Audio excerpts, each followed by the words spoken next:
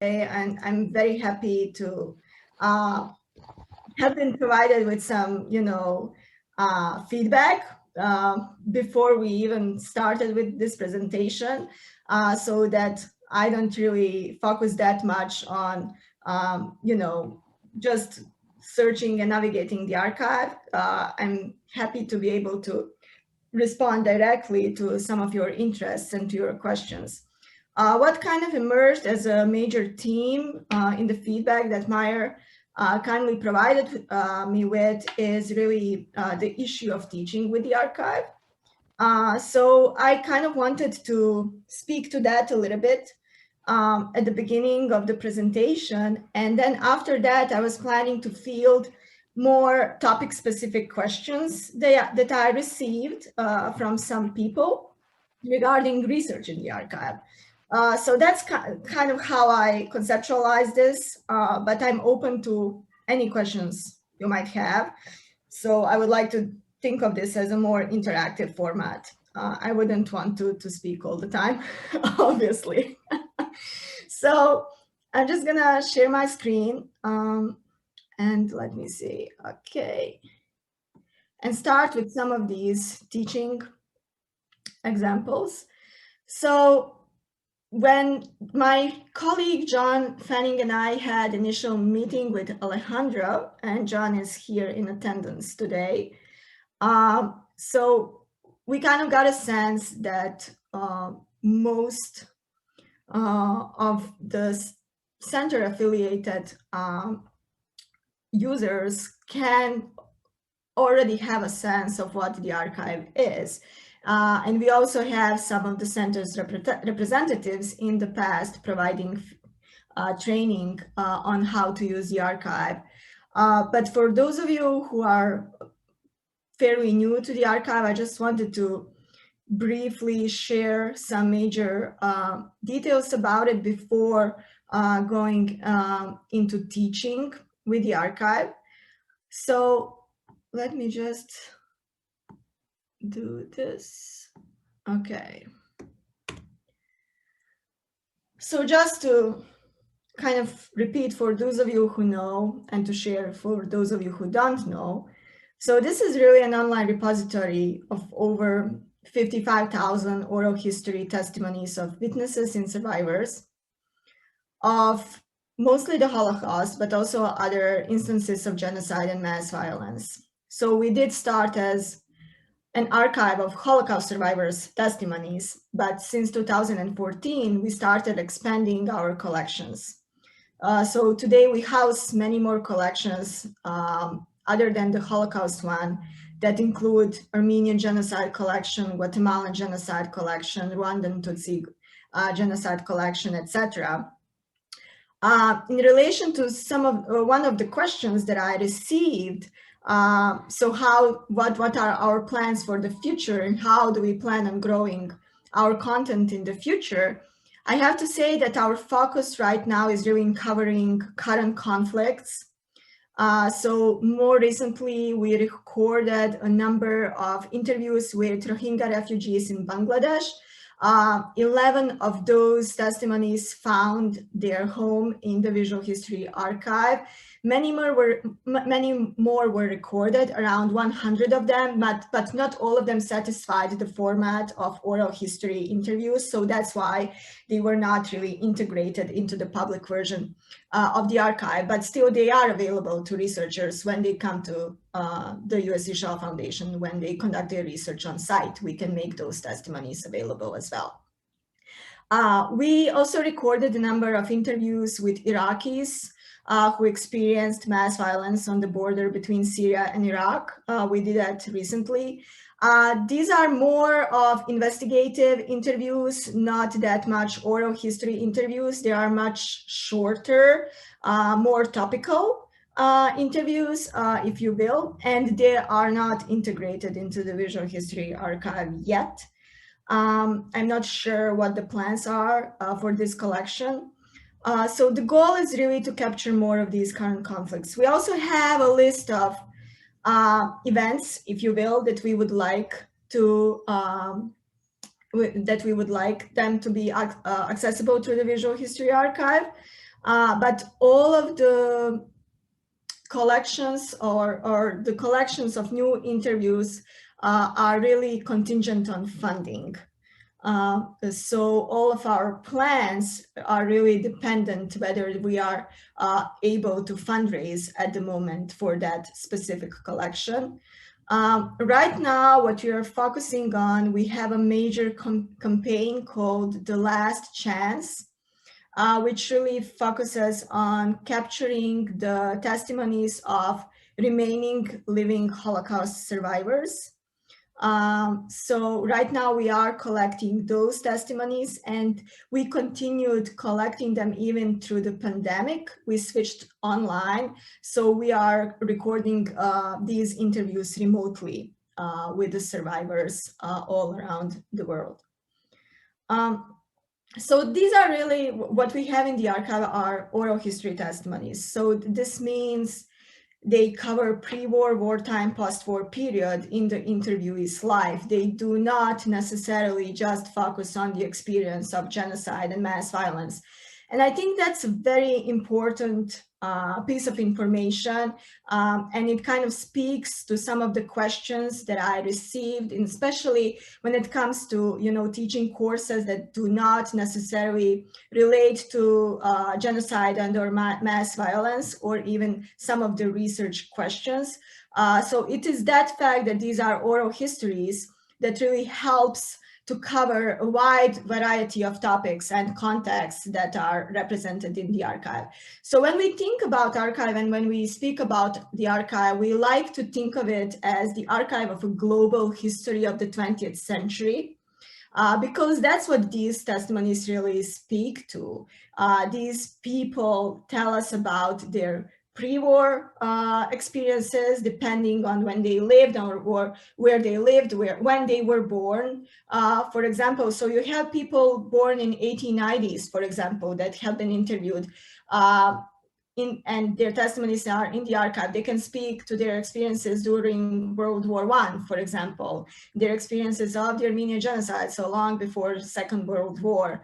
And then you also have this very interesting part of the archive in which testimonies narrate interviewees' experiences of their post-war period. So here you can hear about experiences of migration, for example, acculturation, language acquisition, experiences of racism in the United States after fleeing, Nazi Germany, for example.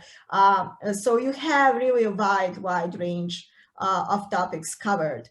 What's also interesting about the archive is, so during our testimonies, interviewees display, discuss photographs, documents, and artifacts. All of these are recorded, stored in the archive. So we have around 700,000 images available. So you don't even need to go into testimonies themselves. You can conduct research, for example, or teach with testimonies by using images.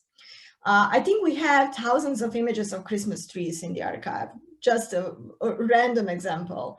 These are family photographs, these are pre-World War photographs, and they can really depict a specific picture of life before the war. Recently, I had a researcher coming to me who is interested in leisure time before the war. So I directed her to these images to see, how people spent their vacations, for example, before the war. In these testimonies, interviews introduce family members on camera. These are not just moving parts of testimonies, but also moments in which you can observe second generation trauma. You can observe the family relations, the impact of family members' traumatic experience on their children, for example, or grandchildren, which are also interesting. And then during some interviews, the interviewee performed literary or musical works or display original works of art. We had musicologists, ethnomusicologists, working with testimonies to conduct research on music. And that doesn't, again, necessarily need to do with genocide.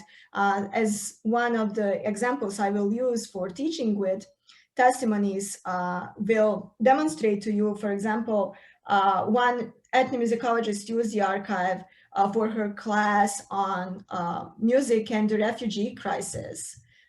And this was, the class was really focusing on the current refugee crisis. So the testimonies were used in comparative way for a unit on Jewish migration during the Second World War. So possibilities are really endless, right, because of the format in which the testimonies were recorded.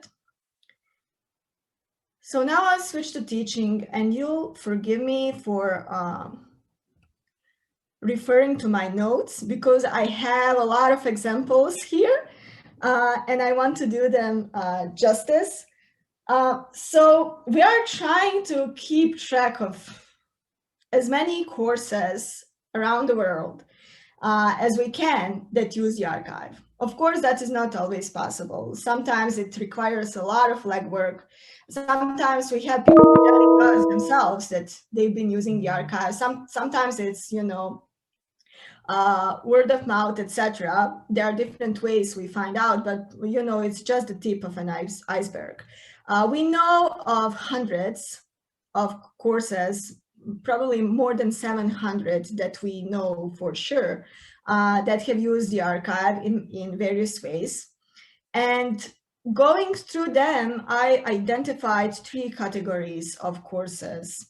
So you have courses that focus specifically on genocide and mass violence, and that's a no-brainer, right?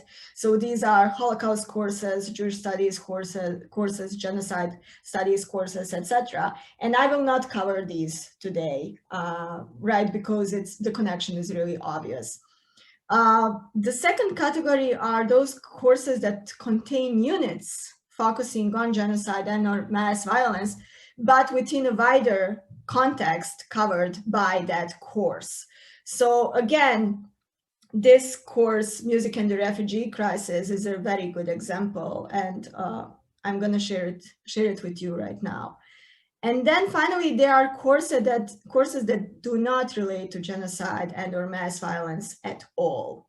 So this is where instructors get most creative, I have to say, in making the connection with the archive and designing student assignments with the archive. But in order to do that, one really needs to spend some time to get a sense of what is really inside. And that is where our indexing comes in very useful, and that can be of huge help because just by browsing through our indexing thesaurus, which we can do today together, can kind of give you a sense of what's in there and what you can do, you know, that's not necessarily genocide related. So the first example is, so let me actually do this. So the first example here, so these are genocide related courses in which a single unit of the course was dedicated to genocide, but not the overall topic of the course was that. The first one is a course taught by Professor Dana Powell at Appalachian State University. She's an anthropologist specializing in Native American Indigenous Studies. So the course itself is called Native American Indigenous Studies and was really focused on exploring the field itself through a critical lens, and with a special emphasis on resistance to settler colonialism. So one of the units in the course was dedicated to the relationship between genocide and settler colonialism. And for this particular unit of the course, the VAJ was used comparatively. So the students were assigned to watch a number of testimonies from different collections of the archive, to think comparatively, and then to come up themselves with a questionnaire for a Native American survivor, as if they were able to interview that survivor themselves. So the VAJ and our methodology of conducting oral history testimonies served as a model for these students to come up with this questionnaire and to think about the availability of such primary sources or the lack of them when studying, genocide and settler colonialism. So that was one example. And I spoke to Dana Powell extensively about this class and also to some of her students, and feedback was really extremely positive. It was a profound experience for them, and many of them actually told me that the archive itself kind of helped them to think of these testimonies as acts of resistance themselves. So they even thought about survival and Native American survival as an act of resistance in that context. So the feedback was positive. The second one is the one that I already mentioned. It's Music and the Refugee Crisis, taught by Alyssa Matthias at UCLA. So the course really focused on the current refugee crisis in the Middle East and covered a wide variety of case studies. And one of the units was on historical cases of refugee crisis, in particular on Jewish refugee crisis during the Holocaust. So for this unit, the students consulted testimonies to locate narratives or performances of music by Jews who experienced forced migration. So what they did was they were interested in, how music helped them navigate through this experience, what kind of a role music played for them, during and or after forced migration or in their countries of settlement. So the testimonies help them understand more of the Jewish experience on that front.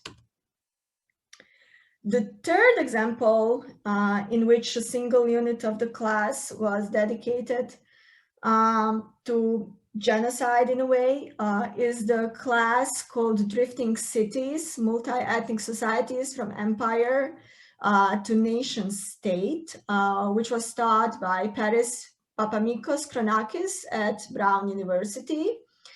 So this class focused on 3 cities, Salonika, Trieste, and Vienna, from the late 19th to the end of the 20th century.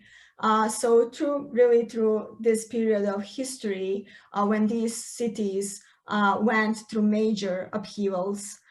So the end of empires, the emergence of nation states and nationalism, discrimination, etc. So the VAJ was used in the class action on the Second World War. And in this case, students heard testimonies of Jews who lived in the cities of Salonika, Trieste, and Vienna to hear about their experiences during this time period. So it was really about how these major upheavals in history impacted the deterioration of urban multi-ethnic societies, in particular in these cities. So now here are examples of some courses that are not genocide related that I identified. So one such class is called Culture, Gender, and Media, Visual Cultures, which was taught by Sabine Schiltung at Freie Universität in Berlin. The class really focused on the field of visual culture itself. So major theories and debates and discourses that frame this field. So visual culture was discussed in relation to some other issues such as visual history, culture, and photography, for example. And one of the units focused on cultural memory. And that is when the VHA was really used in the class. So it was used as kind of a ground for inspiring the discussion around visual culture and cultural memory.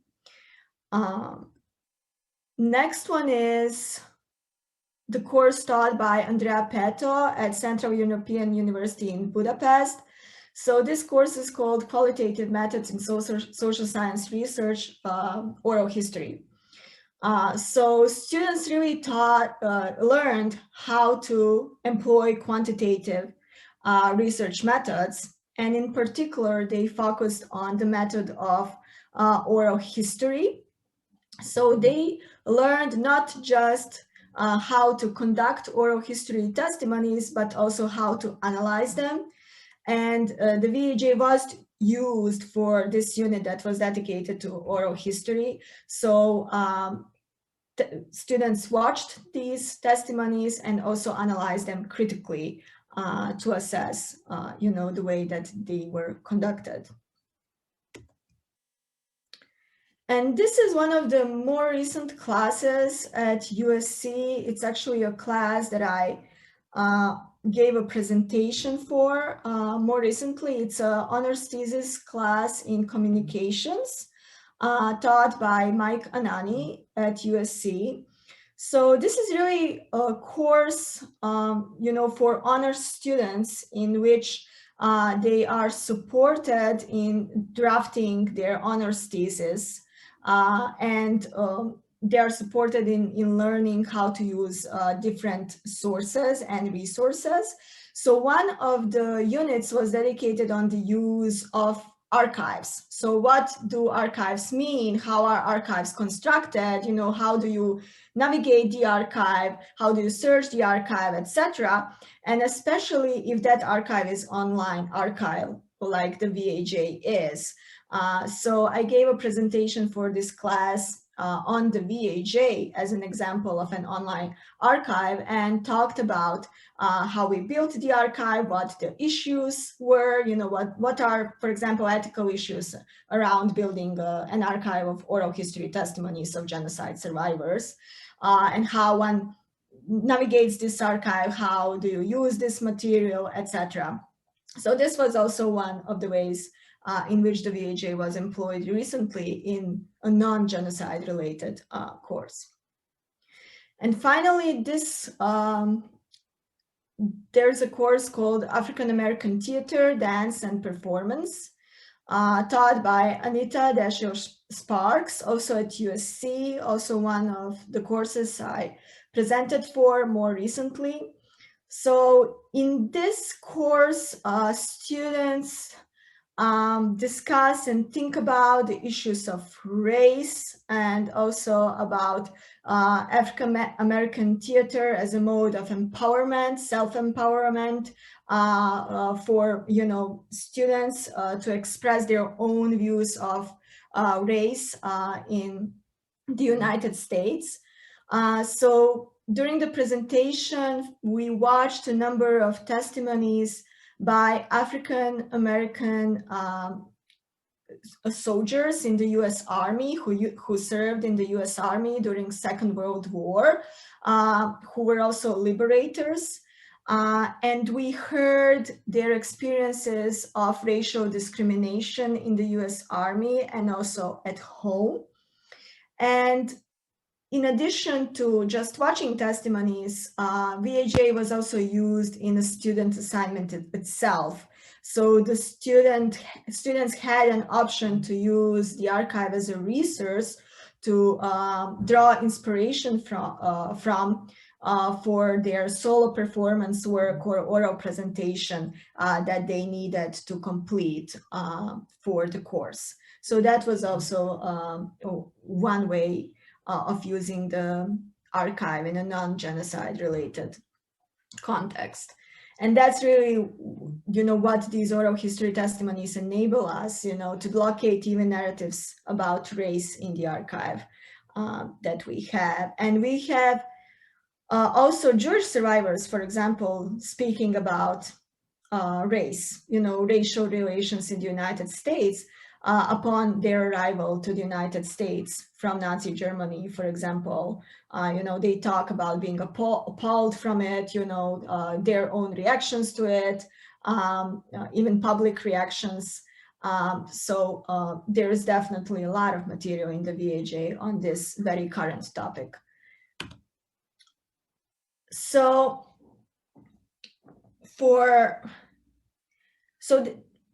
how to introduce the archive to students? I think that was one of the questions that I received. So I think the most often used way, as you could see from these examples, is to watching testimony, really. Relating testimonies and what's discussed in testimonies to specific topics related to the course material. And that's when testimonies really can come in handy. And I think it's especially important for students to hear from, to hear eyewitness accounts. And to hear from people who experience certain events or who can speak to their own experiences. So that's a more common way of introducing the archive to the students. Many instructors go even further than that and incorporate the archive into students' assignments. I reviewed numerous syllabi that I was able to gather over the years, and here are some more common ways that kind of instructors chose for incorporating the archive into their student assignments. So first, there are testimony-based research papers. So that was a very common student assignment for those courses that are specifically related to genocide and/or mass violence. Then there was this category of reflection or critical analysis paper in which students were, for example, assigned a testimony to analyze critically or to reflect on it. For example, there's this class in psychology that I wrote a case study for recently. So the students were really learning how to deal with trauma. So these are future psychologists, right? So the archive was used really as a case study for them. They watched a number of testimonies to hear, firsthand experiences of trauma and to observe the impact of trauma on survivors. And then they were assigned to provide a critical reflection of those interviews that they watched. Some instructors also assigned projects that use quantitative methods and digital humanities tools. So I know of an instructor who assigned her students to code testimonies, to use text mining tools, for example. Some instructors also had their students build digital maps by using testimonies and combining testimonies with other resources. For example, one professor in the French department at the University of Pennsylvania, she used diaries of 3 women who lived in wartime Paris, in occupied Paris. So what she did, her students searched for women born in the same year who lived in Paris at the same time in the same neighborhood in the VHA to kind of, get a sense of their experiences and relate those experiences to what they read in the diary. And then they ended up building a map of occupied Paris as a result of this assignment. Instructors also assign translation and transcription projects. So VAJ, we have 65 languages represented in the archive. Some very rare languages like Quiche, for example. So VAJ is also a great tool for any type of language instruction, indeed. And this really doesn't need to be genocide related at all. Instructors just can have students, listening to testimonies and then, translating them or transcribing them. And then there are team projects. So students build social networks, as I mentioned, digital maps, questionnaires, and similar by using the testimonies. So possibilities are really endless. It's just a matter of just, familiarizing oneself with the archive and kind of getting a sense what's really in there and what the possibilities are. So this brings me to the VAJ itself. So I'm just going to close the window here, and I'm going to share the other screen. Okay, so this brings me to the archive itself. Like, how do you get these ideas, and how do you get a sense of what's in there, right? You need to use it. So the best way to getting a sense of that is really by going to our index search, which is the most comprehensive search that we have in the archive. So as many of you know, our testimonies are time-coded and they're indexed. So one is able to get to a specific moment in testimony in which a certain topic is discussed. So for each minute of our testimony, we assign a set of indexing terms or keywords, if you will, that reflect what that person tells us about in that very minute of testimony. That makes your search very easy. We have over 68,000 of such indexing terms in the archive, and they are hidden under this indexing thesaurus here. So all of these umbrella terms that you have here open up. So if you open up beliefs, for example, they will branch out into, children, grandchildren, grand-grandchildren terms. And this really gives you a sense of what's in there, right? So we have political demonstration, you have agnosticism, you have anthroposophy, you have discussions of Islam and its subsections like Salafism, right? Then you have, for example, discrimination responses, and under that you have adaptation and survival. You have begging, bystander responses, which might be relevant to a person who asked about, I think the question was, how can testimonies help us in highlighting the fact that the categories of victimhood and perpetrators are socially constructed?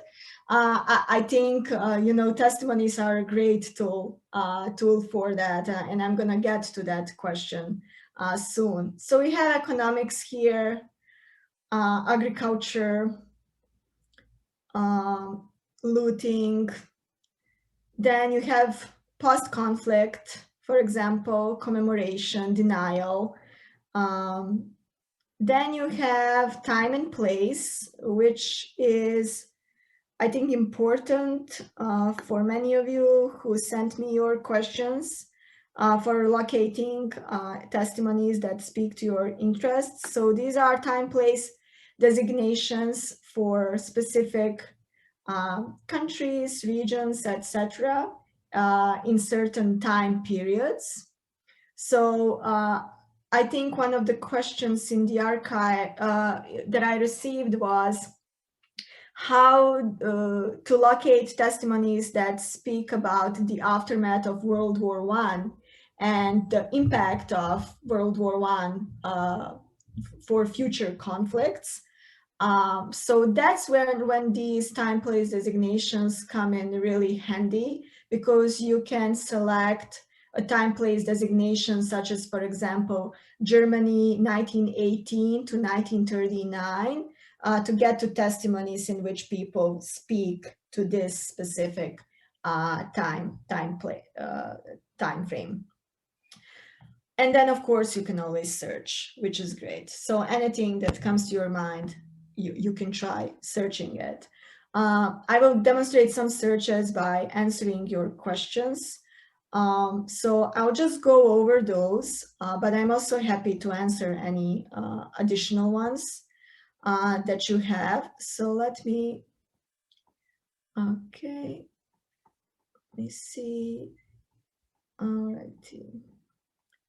Okay, so one question was pre-war anti-Semitism, how to locate the testimonies of survivors who talk about their experiences of pre-war anti-Semitism. So this is I would say one of the easier queries you can conduct in the archive. So anti-Semitism is obviously a very big term in the archive. So if I just start typing here, you'll get a number of auto-suggestions here listed that relate to the word anti-Semitism. So the term itself is discussed in over 17,000 testimonies in the archive, which is a huge number. So if you add it to the box here, you will see that it's actually discussed in over 24,000 minutes in the archive. So 17,000 testimonies, 24,000 minutes. So to get to the point in which anti-Semitism is discussed in relation to pre-war period, you will need to choose a specific time, place designation.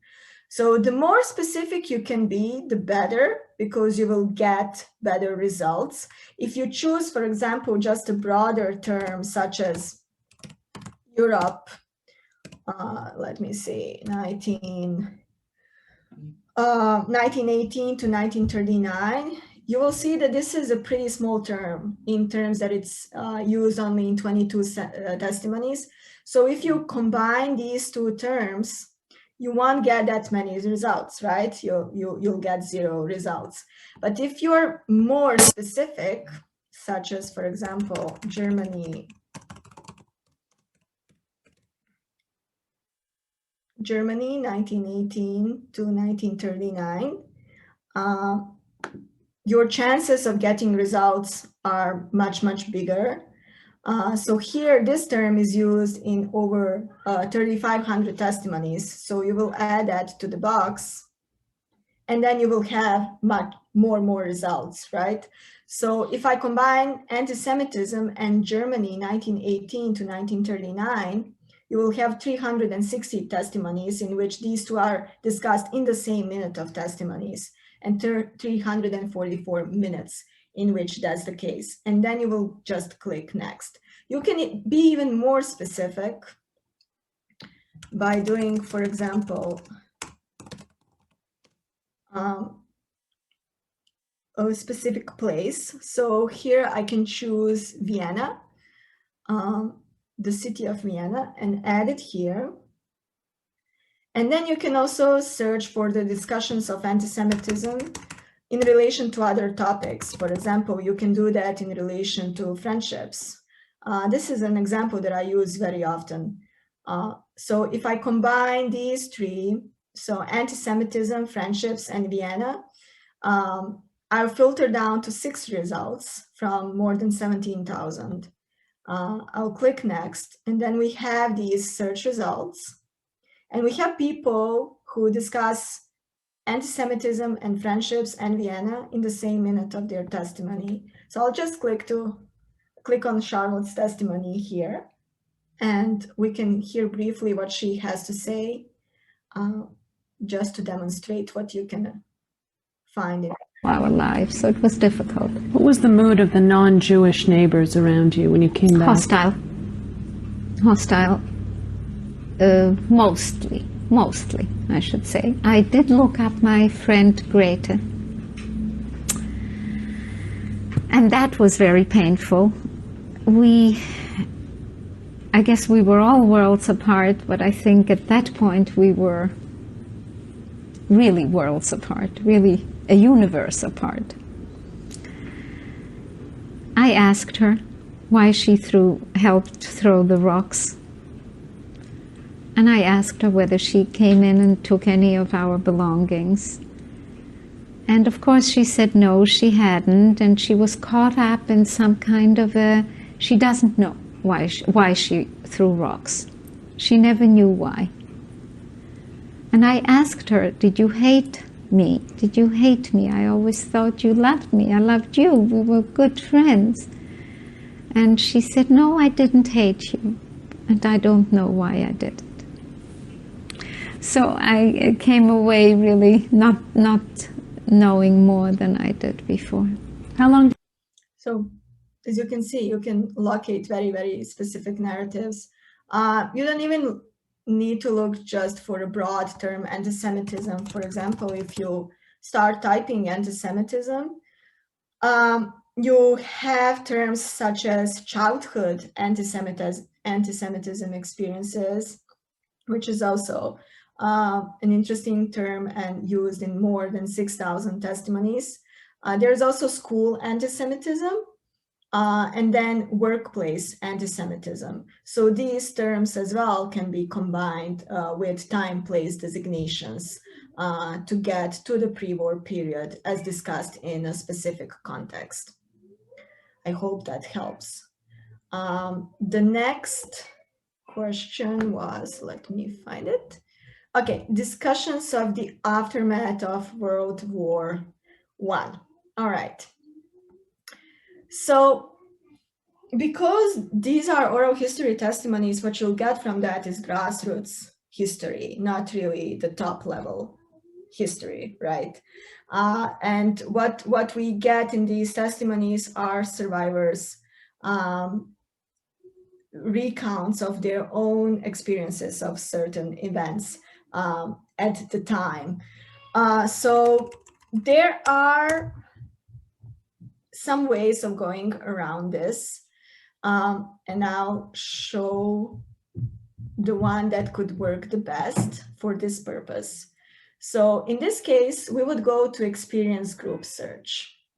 So I'm not sure how many of you are familiar with this search, but it's really search that is grounded in our pre-interview questionnaires that we conduct before each actual interview takes place.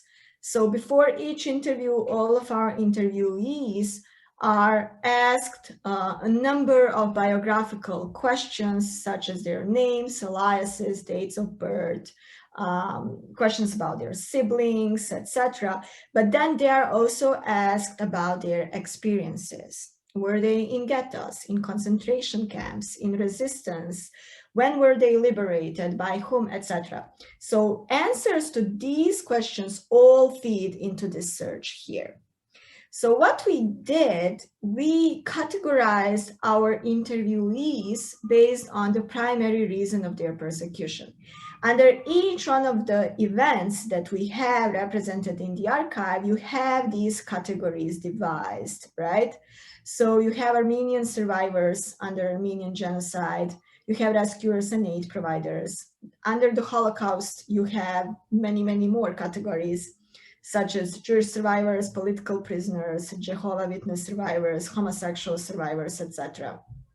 What this enables us is, if you click on this category, you will be presented with an additional set of filters that are based on the answers that these survivors in this category provided in their pre-interview questionnaires.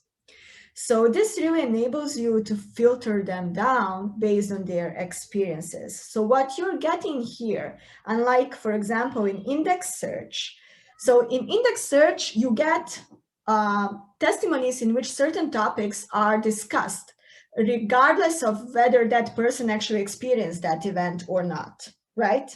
So they can talk about World War I and its significance for starting World War II without necessarily experiencing World War I. But here you get people who experienced certain events.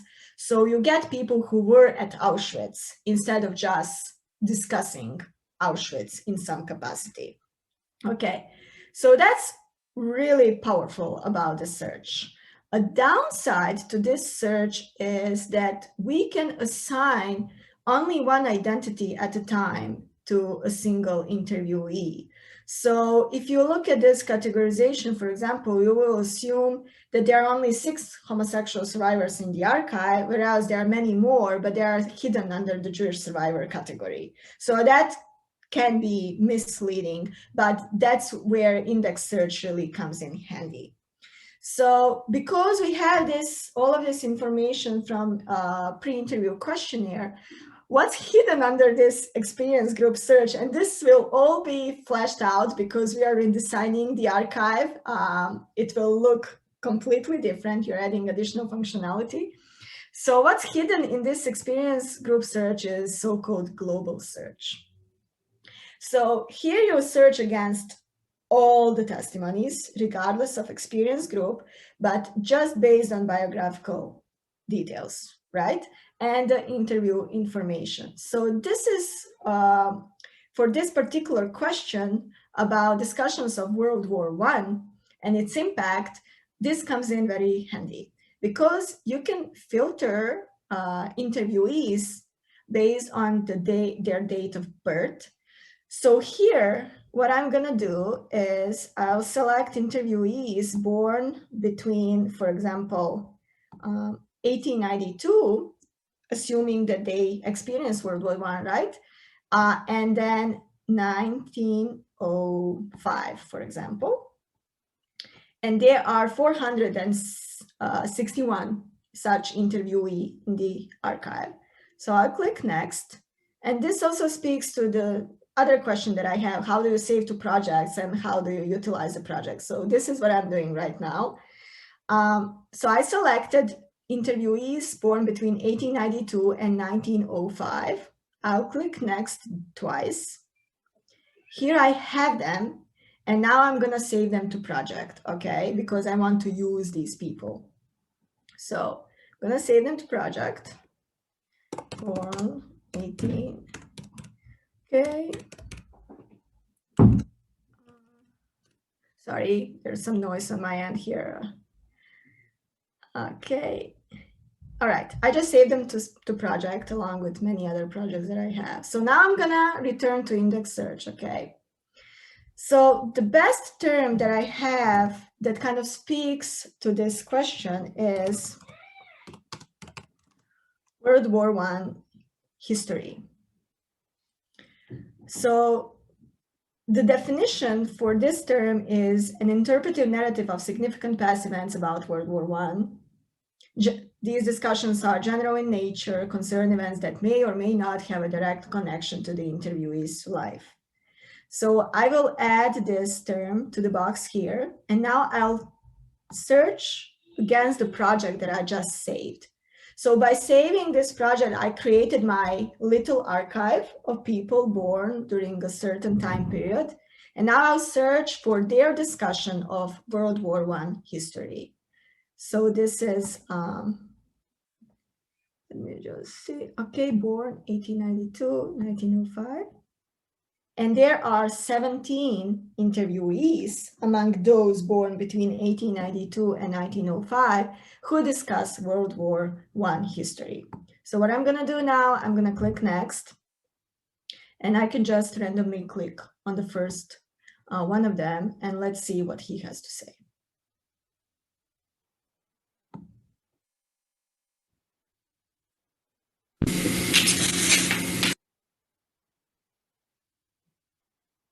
Okay. I know of many Jewish people were saved by non-Jewish people in France and in Holland. What do you remember about World War I? What do you remember about World War I? I remember World War I very well. I was 9 years old when the war started. No, I was 11 years old when the war started. I was in school, and we were good Germans, you know. We were very patriotic. Every time we won a battle, we were very happy because, you know, Germany won all the battles in the First World War, only they lost the war. So he continues talking, and he also speaks about the lack of food at the end of the war in Germany and how they struggled with food acquisition, etc. So that's one way. Another way is also searching for example, Ottoman history, Ottoman Empire history discussion. That's another option that would be applicable, for example, for Armenian genocide collection. Then there would be another term such as Austro-Hungarian history. So that would be also, you know, an interpretive narrative of significant past events relating to the Austro-Hungarian Empire or its demise, you know, at the very end of the First World War. So those are the possibilities, really. So it's really up to the researcher to, you know, listen to testimonies and to discover what's in there. Another question that I had, let me see. Okay, discrimination and violence toward minorities in Francophone or Francophilic settings. So again, this is where time, place designation comes in handy. So if I just start typing in French, Morocco, for example, here in the archive, if I click on it, it will be located here in the thesaurus, and along with this term here, you will see many other French colonies at the time listed. So French Polynesia, French Somaliland, French West Africa, and then specific time place designation for each one of these geographical locations. So the point is really to you know, choose a specific time place designation and then pair it with one of the discrimination terms that we have. So for example, I think, let me see which one would be. Okay, so if I choose French Morocco 1942, for example, and add it, and then type in discrimination, you will have a number of auto-suggestions here, such as discriminatory measures, gender, political, religious discrimination. If I pair it with anti-Semitism as a form of discrimination, for example, you will get a few results here. One result in which interviewee discusses time, place, and then experience of anti-Semitism in that location at a certain time. So those are the possibilities for that type of topic. Another question is, okay, all right, victimhood perpetrators. So how do testimonies highlight the fact that the categories of victimhood and perpetrators are socially constructed? When I read this question, I thought of a very good lecture that Professor Jenny Burnett, anthropologist from Georgia State, working on the Rwandan genocide, gave at our center recently. And she was talking about rescuers in Rwanda. And during her talk, she really highlighted the need for highlighting the fact that the categories of victims, bystanders, perpetrators, and rescuers are very blurred. So these are not clear-cut. And she highlighted that through examples from her ethnographic research about rescuers who sometimes later on participated in killing, or, perpetrators who later on acted as rescuers, for example. And just like she encountered those cases in her ethnographic research, you can find those instances in the archive as well, right? So in the archive, what you can find is SS personnel providing aid. So you have number of Jewish survivors who speak about receiving preferential treatment in camps for some reason. And I'll play you one such testimony in a few moments. You also have many testimonies in which survivors recount being violated in some way by their rescuers, by people who were hiding them from Nazis. And I also know that there are some cases in which Jews killed other Jews. So, a group that's considered a victim also victimized members of their own group. So it's really about exploring again and finding those narratives in the archive. So today I'll show you one such example. Let me just remove these. Meyer, how are we on time? I'm going to pass that question to Jillian too, if she's still here. We still have some time. Okay. Usually up until 5:30, but. Okay. So I'll start with a term, a big term that we have in the archive, loved ones' final contacts. So last encounters between the interviewees and their loved ones. It's a common term that we have in testimonies. And I'll add it to the box and I'll pair it with some other terms that I have. So I'll add camp aid giving. Sometimes it's, okay, camp related aid giving. I'll add it. So combining these two decreases the number of testimonies, of course. Now I'll add preferential treatment as a term and add it to the box. Now we're down to 12. And I'll add one final term, SSSD personnel. We have also big term. So now I'm combining these four. And I'm looking for testimonies in which all of these four are discussed in the same minute of testimony. You can also conduct a more broader search.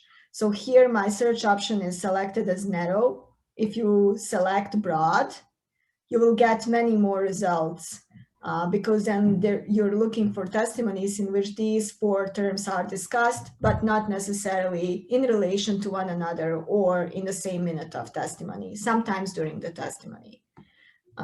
I will return to the narrow option and click next. And here I'll play this testimony excerpt.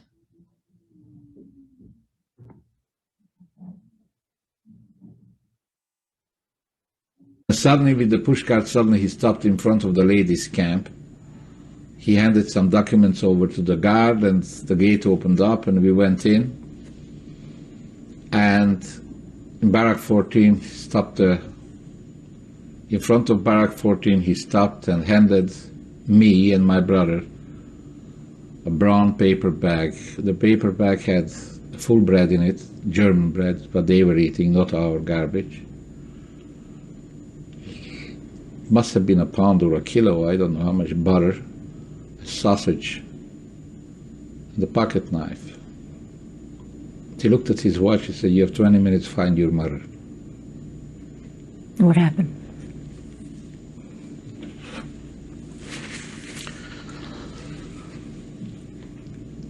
We didn't.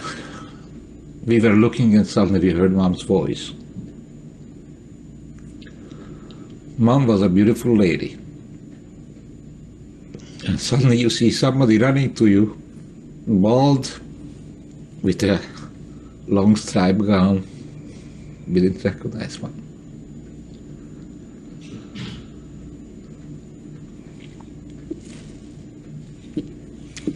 We gave her the goodies. We kissed, and the 20 minutes were gone. And that's the last time I saw Mom. It's a tough sight. And a tougher memory. A beautiful, beautiful woman, looking like. So he's recounting him and his brother being helped by this SS guard to locate their mom in the women's part of the camp, and that's when they saw her for the last time. So it's possible to find these types of narratives in the archive as well, that kind of highlight these blurred lines, because on the ground, you know, as these testimonies often demonstrate, things are not black and white, they are never clear cut. So the next question is, okay, Yiddish speaking interviewees, gender, filter by gender and cultural life discussion. Okay, so in this case, we will again do global search. So once you're in the global search, you can select by language of interview and select Yiddish. So if you scroll down, you will get to Yiddish. And we actually have over 500 of such testimonies. And then you can also filter by gender of interviewees. So based on the person who posed this question, you can select male or female interviewees. There's approximately half of them who are female and half who are male. And then you click next. And then again, you would save these testimonies to a project. So I'm going to do that.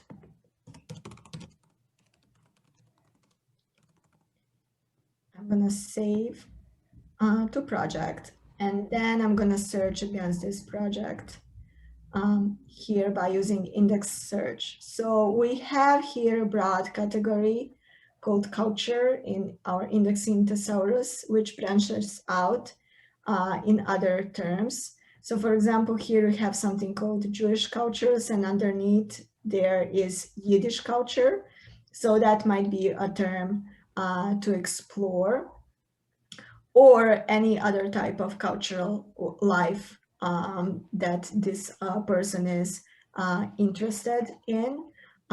So cultural activities, for example. So you have cultural activities categorized according to the context in which they took place, such as ghetto cultural activities or camp cultural activities. So if you choose ghetto cultural activities, for example, and add them to the box here, then you will need to search against that project that we just saved. Yiddish-speaking women. And then there would be 2 such women who gave their testimonies in Yiddish who discuss ghetto cultural activities, for example. So that's a way of locating these testimonies. I think one other question was whether someone can search in other languages, particularly in languages that are not written in Latin alphabet.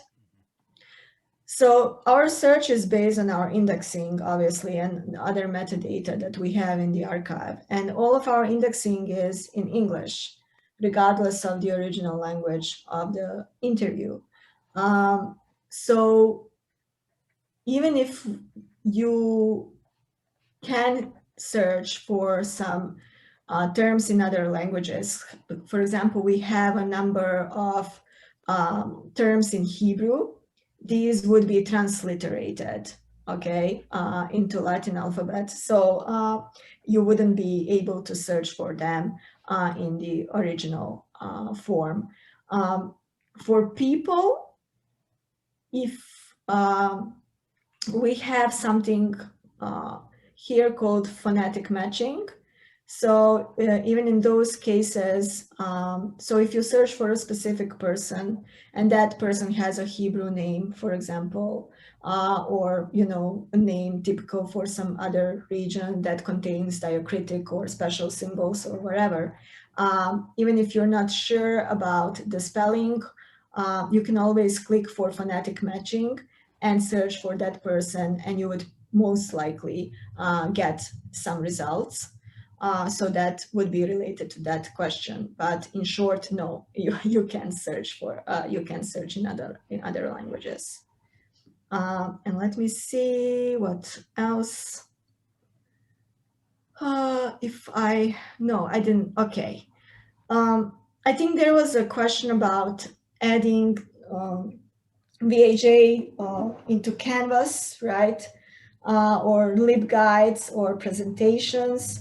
I think the safest way is just to link to the archive.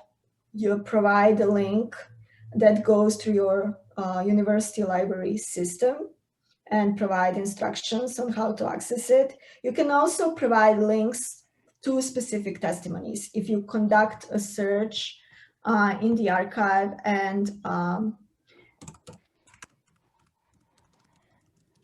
search for a specific testimony, you can always link to it by copying the URL and pasting it into the assignment. And students will always be able to access this testimony as long as they are connected to your university network, okay?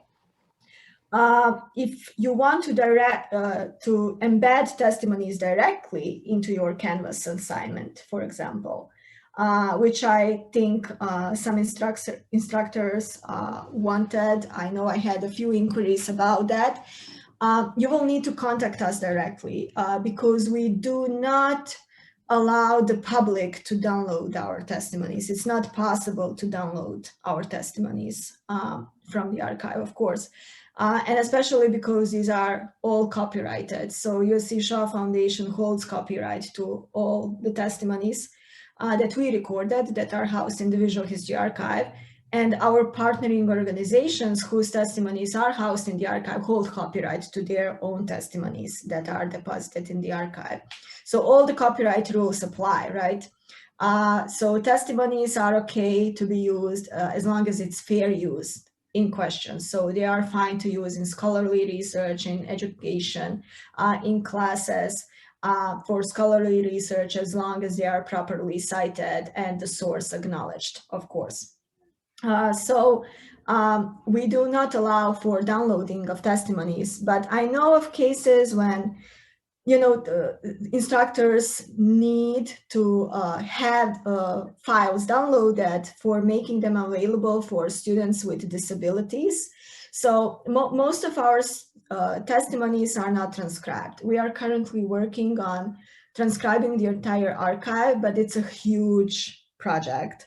So we have close to 4,000 testimonies transcribed. These are English and German language testimonies that are transcribed, but most of the archive is not. So these are not ADA compliant. So I had instructors asking for files to have them transcribed by university student services, so these students can also access the testimony. So in those cases, you can always contact us for assistance. And I think finally, I want to leave some time for questions. The last thing I want to mention is, I think there was a question about whether there are some resources for those of you who are in educational outreach, who serve K through 12 audiences. For those audiences, we have a separate platform called Eyewitness that's grounded in the Visual History Archive. Okay, so this platform is accessible through eyewitness.usc.edu. We are overhauling this website as well. This platform is completely free, accessible to everyone, and it contains hundreds of activities grounded in testimonies for K through 12 audiences. What's really good about this platform is that you can build your own activity as well. So there are around I think 3,000 testimonies that are also available to watch in this platform. So you can build your own activity or have your students build activities around testimonies by using this platform. So I think this is a great tool for primary and secondary aged children.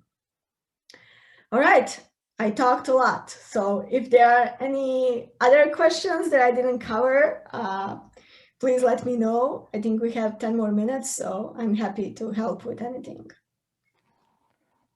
Thank you so much.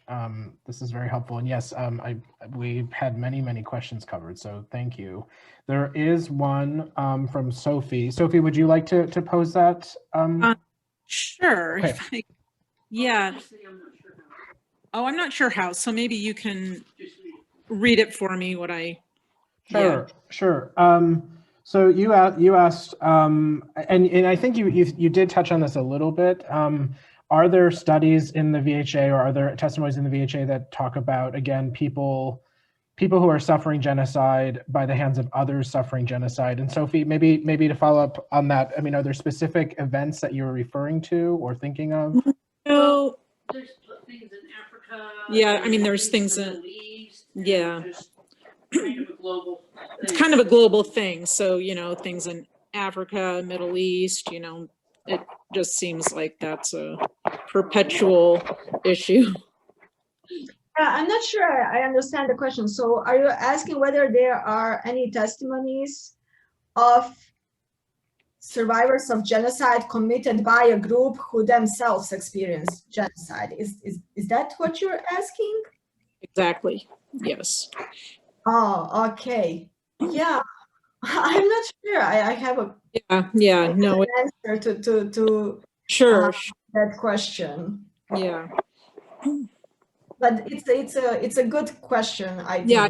Very good question. Victims turning perpetrators, and that's something that's definitely very timely, I would say. Can the public go cue that question into the archive somehow, or? Can you cue that question in the archive? Yeah, that's a good question as well. So right now you cannot do that, but in the future version of the archive, we will have like a community comments where you will be able to ask such a question, for example, and where you will be able to, have discussions with other users of the archive around a topic like that. And also you will have an opportunity to upload some materials that are testimony related into our platform. So we will allow for and feature user generated content. Okay, that's terrific. Thank you. I have a question to Badema. Are you still sharing the screen? Or Yes, I'm still sharing the screen. Do you want to go back to the archive? No. If you can go back to, I was wondering that collection on contemporary anti-Semitism. Can you tell us a bit more about that project and what the testimonies are and what it covers and what time frame, etc.? Yeah, so that's good. It's a growing collection. Let me just try and actually go back to VHA. Oh no, this is the new one. Okay. You still see my screen? I do, yes. Okay. So that's a growing collection that we have of testimonies of experiences of contemporary anti-Semitism around the world. So you have people of different backgrounds speaking to those issues, and you also, I would say, have people talking about their experiences of being radicalized. Okay, in this collection. So here you have, for example, scholars, politicians, diplomats, and ordinary citizens who discuss their experiences of anti-Semitism. Some of them speak to more recent anti-Semitic attacks, for example, that took place in France and in places like that. We are collecting those testimonies. We have many more recorded. They are just not yet integrated into the archive. So we are usually adding additional content on a quarterly basis. So depending on the speed, you know, and the funding availability, you know, that's kind of what conditions the number of new testimonies that we add into the public facing archive on a quarterly basis. So right now we are processing them, digitizing them, and indexing them, but we have many more. So I can just click on a random one. What I kind of didn't touch upon is, so if you click on any of these testimonies and you are in the viewing screen, which is how we call this internally, if you scroll down through our indexing, you can get a sense of what this person tells us about in their testimony. So I can see that she's based in the United Kingdom, for example. She talks about her Jewish community, about her experiences in anti-Semitism, so threats, social media. You kind of get a sense of what the testimony is about. So that's a kind of a good way of also exploring. For example, if you are unsure, you know, what you're looking for, but you're interested in a specific group of people, you can always scroll through these indexing terms and get a sense, and that can also provide some additional inspiration for searching. But yeah, that's an interesting kind of contemporary take on Can you what search? Are they searchable like by country, or how can I get like a breakup? Yeah, so if I go to experience group search, let me just go to this contemporary anti-Semitism. If you click next, you'll just go directly to the testimony results. But then you can filter them down by language, and also you can filter them down by gender.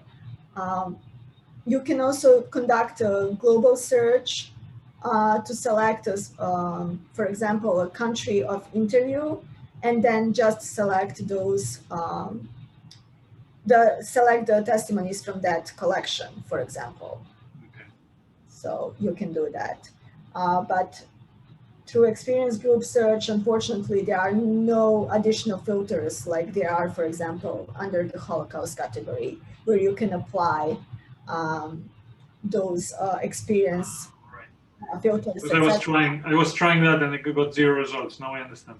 Yeah, but we are changing that. We are improving this search tremendously in the new version of the archive. So for example, in the new version of the archive, you will be able to start with the experience itself and then search across all the experience groups.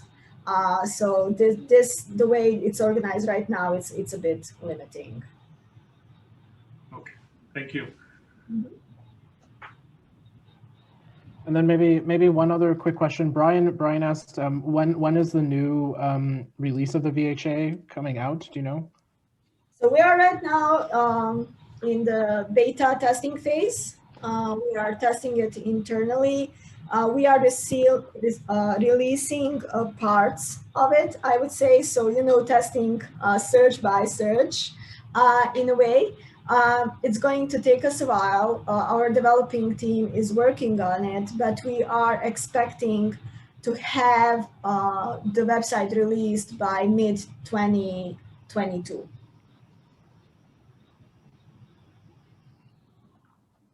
Cool. Yeah, it's gonna look great. I wish I can show you the design. It's so good. Well, great, wonderful. Thank you so much again. This was very, very helpful for all of us, I'm sure. You're very welcome. Yes, thank you.